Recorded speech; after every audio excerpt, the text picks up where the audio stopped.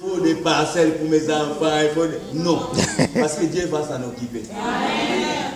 Ce qui me préoccupe, c'est le royaume. Amen. Amen. Amen. Amen. Il y a des gens qui vivent dans ce monde comme s'ils ne vont pas mourir. Vous vous investissez tellement en vous-même comme si vous êtes accepté de la mort. Frère, même la voiture chère que tu achètes la frère. Je ne dis pas que tu ne vas pas acheter la voiture. Achète la voiture. Mais sache que ça va rester haut. Personne, même celui ou celle qui t'aimait bien, qui dira ah, j'aimais trop mon frère là. Nous on va l'enterrer avec sa voiture. Personne, même tes flingues, ils vont chercher ce qui est bien caché.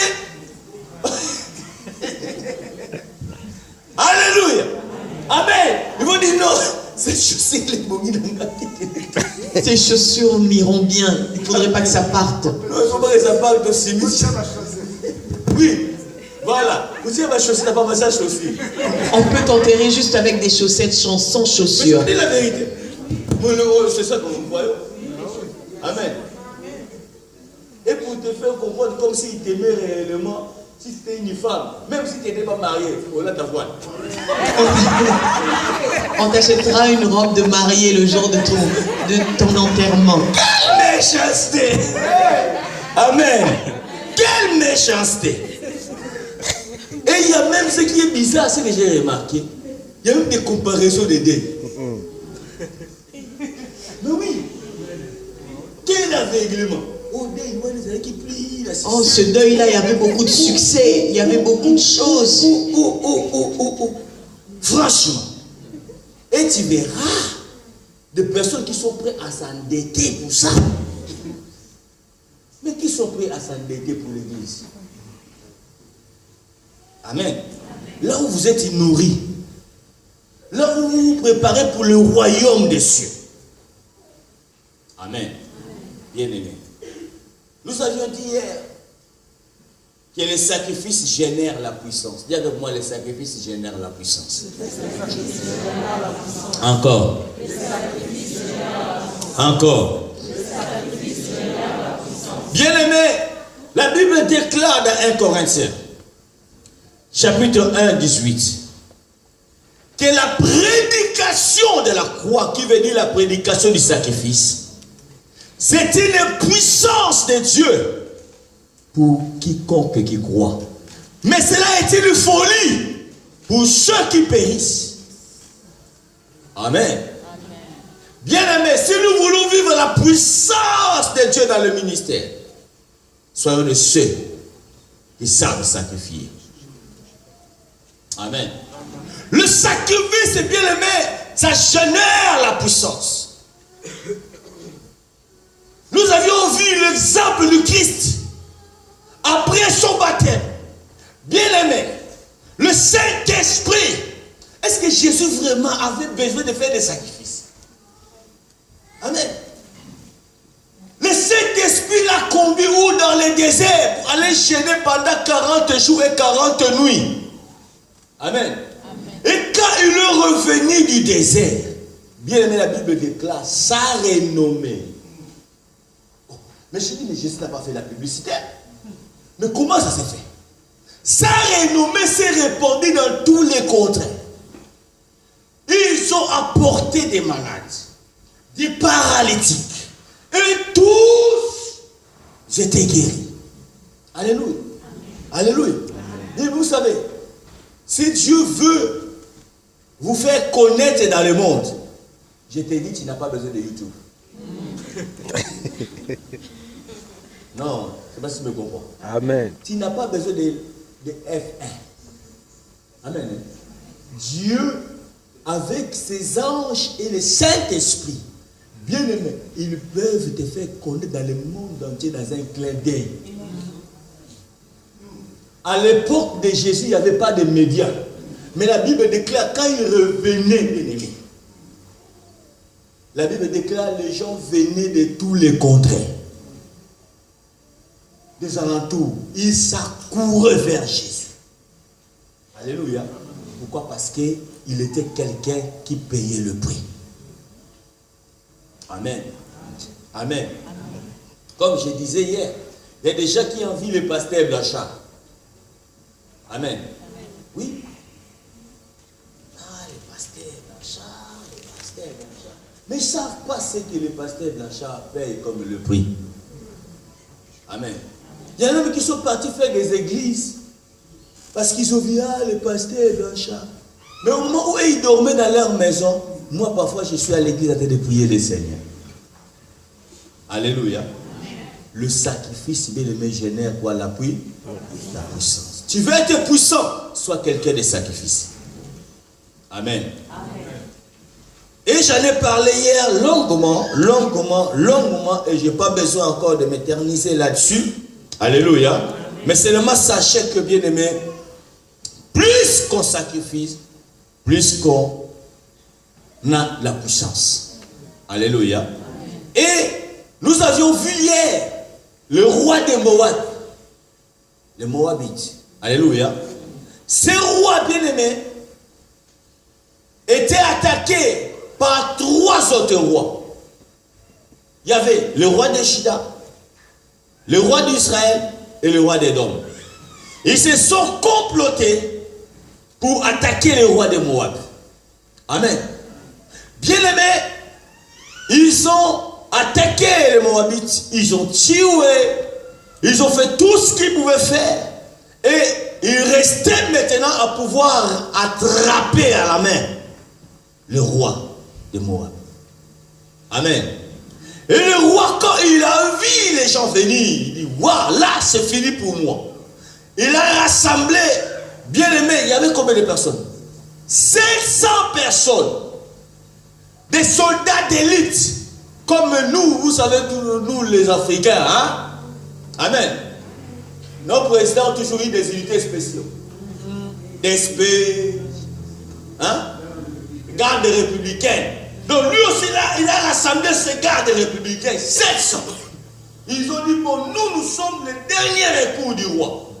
Et nous allons transpercer le corps de l'ennemi et nous allons les tuer pour percer le chemin. Alléluia. Bien aimés, ils ont venu, ils sont partis. La Bible déclare, ils n'ont pas pu. Amen. Et le roi de Moab, bien aimé, voyait sa chute, voyait son échec. Qu'est-ce qui s'est passé? Alléluia. Suivez-moi, bien aimé, ne soyez pas d'ici. Bien aimé, voyait son échec. La Bible déclare, il a pris son fils unique. Non, pas son fils unique, mais son premier fils. L'héritier du trône. Amen. C'est lui qui était préparé pour le remplacer au trône. Il a pris cet homme, son fils, il est monté dans le mirail et il a égorgé, il a sacrifié son fils. Bien aimé, le roi d'Israël a vu ça. Le roi de Juda a vu ça. Le roi d'Édom a vu ça. La Bible déclare, ils ont fait demi-tour. Ils ont dit, waouh! Ce sacrifice-là est trop grand. Et chacun est réparti chez soi. C'est en faisant un sacrifice que ce roi a sauvé sa vie. Ça générait de la puissance jusqu'au point, bien aimé, de faire écarter tous les ennemis. Si le diable connaît ces choses, ce n'est pas pour rien parce qu'il a eu la connaissance dans le royaume des cieux. Bien aimé, même dans la sorcellerie, dans toutes leurs réunions des sorciers bien aimés, pour que ces réunions puissent avoir de l'ampleur, il faut qu'il y ait des sacrifices. Même chez les occultistes, s'il y en a même ici, ils le savent. Tu ne peux pas avoir la puissance dans l'occultisme si tu ne sacrifies pas. Alléluia. Il y en a qui ont sacrifié des animaux. Il y en a qui ont sacrifié, bien aimé, les êtres humains pour avoir de la puissance. Le sacrifice est le centre de tout homme qui vit sous le soleil, qui veut voir la gloire, qui veut voir le succès, bien aimé. Sans le sacrifice, bien aimé, tu peux rien. Je t'ai dit, tu peux rien. C'est le chemin par excellence que le Seigneur nous a montré. Je vous ai donné un exemple au pays. J'étais encore un jeune converti. Alléluia. Vous connaissez le phénomène Edingwe. Atseki du Congo au Kinshasa. Cet homme, s'il passait avec ses fanfares, j'ai vu des mamans abandonnées, en train de préparer des foufous, abandonnées à Barmit. Tu crois qu'il suivait comme ça? Parce que cet homme faisait des sacrifices. Amen. Et même quand les autres là, les musiciens que vous connaissez, qui étaient tous ensemble, mais qui se sont séparés, les Wenge Musica. J'étais chez moi à la maison. Oh, j'attends le bruit. Qu'est-ce que c'est? J'étais encore pas. À cette époque-là, je priais déjà, j'étais déjà serviteur. Amen. Je sors dans la parcelle, personne dans la parcelle. Oh, mais comment la parcelle est vidée comme ça? Je sors dans la rue, frère, la rue sec. Personne. Ni enfant, ni grande personne. Je dis, mais qu'est-ce qui se passe? Parce que là où j'habitais, pas loin de la grande rue Sayo, qui me ramène jusqu'au palais du peuple. Or, Weranson, il passait avec son cheval. Il a emballé tous les quartiers. Je vous dis, tous les quartiers. Ah, tu crois que c'est facile? Non. Parce que ce n'est qu'au travers du sacrifice que tu pousseras les gens puissent te suivre. Les gens ne suivront que là où il y a eu un sacrifice. Un exemple terre à terre. Tu vas avoir beaucoup de mouches. Quand seulement il va chez tu là, que ça commence à pourrir. Elle porte la mouche là où elle est. Alléluia. Elle fait la voir. Elle viendra. Amen. Le sacrifice. Et les gens n'ont pas compris comment Christ a eu cette ampleur. Et l'église primitive, nous donne la leçon du sacrifice. Au moment où, bien aimé, on le maltraitait, c'est au moment où l'église grandissait. Amen. Bien aimé, j'arrête pas à dire aux chrétiens, enfants de Dieu, ne nous amusons pas avec l'évangile que nous avions reçu. Il n'y a pas que Jésus qui a payé le prix. Il y a aussi des saints bien-aimés qui ont été tués, martyrisés bien-aimés à cause de l'évangile. Étienne a été lapidé. Alléluia. Paul tué, Pierre tué, crucifié la tête en bas, les pieds en haut. Jacques pareil.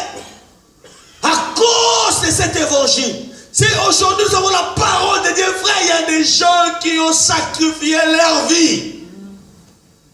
Amen. Aujourd'hui, être pasteur, c'est devenu une fierté. Amen. Il y en a qui marchaient de pied de ville en ville. Ça, Paul le dit, je faisais des jeûnes répétés. J'étais tout le temps en danger de mort. Dans les naufrages. Pour ce moment, pour propulser l'évangile. Pour propager la bonne nouvelle, mon frère, ma soeur. Alléluia. Amen. Parfois, quand tu fais des bêtises, souviens-toi. Homme de Dieu, souvenons-nous. Nous voulons la classe. Il y en a qui ont... Ils étaient affamés. Ils étaient dans des prisons.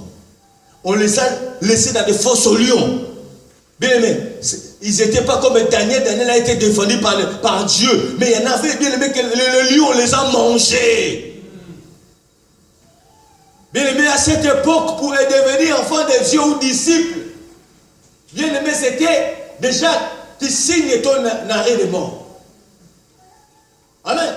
Aujourd'hui, tu viens à l'église tranquille. Mais à cette époque, déjà les endroits où ils se réunissaient, bien aimé, c'était des endroits secrets. Il faut voir les Saints-Esprit pour savoir là ils sont réunis l'église. Amen. Donc même dans la famille, si quelqu'un vient de se convertir, bien aimé, toute la famille t'abandonne. Il dit non, celui-là il a signé son arrêt de mort. Parce que c'était très dangereux de devenir enfant de Dieu. disciples du Christ. Mais ce n'était pas de l'honneur. Comme aujourd'hui. Tu étais évangéliste, tu es pasteur. Ça commence à devenir comme des titres des archibishops. Mais comment archibishop est un roi? Vous comprenez? Quand on laissait les disciples, on prenait les leaders. Jacques était tué, la Bible déclare. Comme ça plaisait au peuple, Hérode a fait arrêter Pierre. Avec l'intention de pouvoir aussi les tuer comme il a tué Jacques. Vous comprenez? Mais quand cet homme est sorti de la prison, que Dieu l'a délivré, bien aimé, au lieu de fermer sa bouche, non, Pierre il a continué à annoncer l'évangile. Quel risque. Amen. Mais combien de nous ici, ils abandonnent même l'église, ils abandonnent même d'être enfants de Dieu, parce qu'ils ont tellement critiqué n'importe quoi. Ou le pasteur a mal parlé de moi, n'importe quoi. Amen. Amen. Et quand Jésus-Christ commençait à les appeler au sacrifice, écoutez-moi bien, au moment où il les a dit, parce qu'il a vu la foule, il dit, celui qui ne mangera pas ma chair, qui ne boira pas mon sang, n'aura pas la vie. Ça, c'était un message au sacrifice. La Bible déclare, plusieurs ont entendu ça. Ils ont dit, hey, ça devient dur. Qui peut les supporter? La Bible déclare, il s'est sauvé quoi? Un à un. Et il y en avait que le 12 qui est resté. Et Jésus ne les a pas fait non plus cadeau. La Bible déclare, il les a regardés. Et vous, qu'est-ce que vous faites là? Partez comme les autres. Et si moi aujourd'hui, j'ai dit à frère, je te chasse de l'église, je ne vais plus te voir ici. Là, je t'ai vraiment libéré. Amen. Ça devenait une évangile pour toi. Moi, je venais prier, mais le pasteur lui-même, je regarde, lui-même a chassé. Amen. Mais si tu es vrai disciple, dimanche prochain, je te verrai encore. Et je te dirai, mais toi, j'ai jamais dit, pasteur, tu penses que l'église n'est pas toi, c'est à Dieu. Moi, je viens chercher Dieu. Voilà un bon disciple. Alléluia. Alléluia. Est-ce que vous me saisissez vraiment? Amen. Bien, mais il y a des vies qui ont été sacrifiées pour ça. Et aujourd'hui encore, le Seigneur nous appelle au sacrifice. Amen. Et je rentre dans mon thème. Vous allez souffrir aujourd'hui. Parce qu'il y en a, je vous ai cherché dans la semaine, je ne vous ai pas dit. Amen. Amen. Je vais parler sur si je dois périr, je périrai. Il y a celui qui a voulu dire si je dois périr, je périrai. Je vous dis, ce sont des messages qui sont devenus rares dans les assemblées. Alléluia. Maintenant, regarde ton frère, dis-lui, je te bénis au nom de Jésus. Même si tu as des démons, je te bénis. Amen. Alléluia. Amen. Si je dois périr, je périrai. Je lisais une histoire qui m'a fortifié, bien-aimé, hier. Une femme qui m'a épaté, je dirais jamais une jeune fille. Qu'au travers d'elle, elle a pu sauver pas seulement sa famille, mais tout un peuple. Parce qu'elle a pris l'initiative un jour de s'élever et de dire, même si la loi condamne, même si la loi refuse, même si c'est écrit dans la loi que la personne qui s'approchera au roi sans être invité, il sera mort. Mais pour le peuple de Dieu, si je dois périr, je périrai. Aujourd'hui, nous avons besoin de telles personnes. Alléluia. Qui peuvent dire, quoi qu'il arrive, je resterai dans mon poste. Je servirai toujours là. Je suivrai seulement cet homme. Je serai toujours à l'intercession. Alléluia. Même si les gens me regardent mal, même si je donne des places aux gens pour s'asseoir, moi qui ai protocole, même s'ils veulent refuser, oh ils me doucement. Oh, cela ne me découragera pas, mais je resterai à mon poste. Si je dois périr, je périrai. Amen. Est-ce que vous m'attendez? Amen. Alléluia. Amen. Peu importe le froid, mais je viendrai au veillées. Si je dois périr, je périrai. Amen. Amen. Bien-aimé, quand tu es marié, écoutez-moi, et tu dis à ta femme, je te chasse de chez moi. Si tu vois la femme prendre ses bagages partir, donc, elle t'a jamais aimé. Une bonne femme, si tu la chasses, elle partira pas. Même si tu prends ses affaires, tu le jettes dehors, elle va rassembler ses affaires et sera toujours à la porte. Si il faut qu'elle dorme à la porte, elle dormira à la porte. Tu sors le matin, et toi je t'avais dit d'aller partir. Mais je vais aller où? C'est comme Pierre avait dit. Mais ce n'est qui?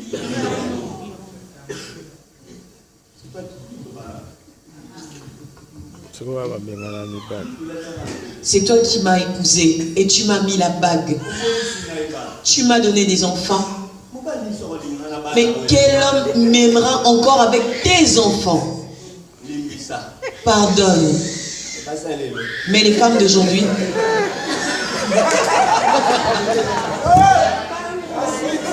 oh mon Dieu! Oh mon Dieu!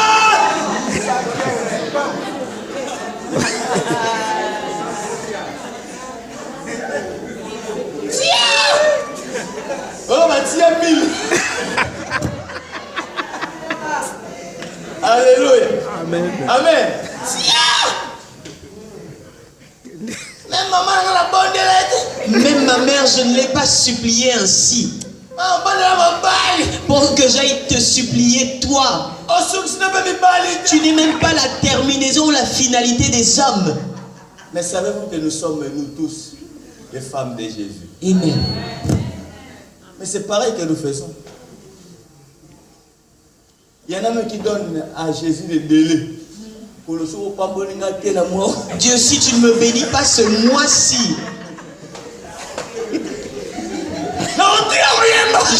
j'arrête de chanter. Alléluia. Alléluia. Amen. Toi qui es-tu toi? Oh. Amen. Seigneur, si tu ouvres pas cette porte-là, l'église, on ne me verra plus. Mon Dieu. Les profiteurs. Dieu ne veut pas des chrétiens profiteurs. Il veut de chrétiens sacrifices. Voilà, il a fait de nous un royaume de qui? Oh, il n'y a pas de sacrificateurs, ça. Hein? On est appelé sacrificateur à cause du... Ah. Quand nous gênons, bien-aimés, nous générons de la puissance. Gêner, bien-aimé, c'est sacrifier ses repas pour Dieu. Alléluia. Amen. Lisons Esther. J'ai beaucoup aimé Adassa. Une femme exceptionnelle.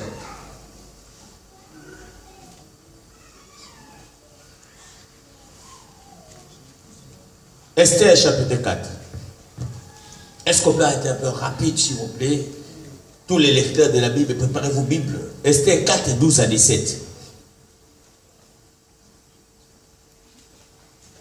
Et notre point 4, toujours aussi 1 à 3. 4, toujours 4 à 9. Tu peux me commencer à 1 à 3, après tu vas 4 à 9, et puis tu termines à 12, 17.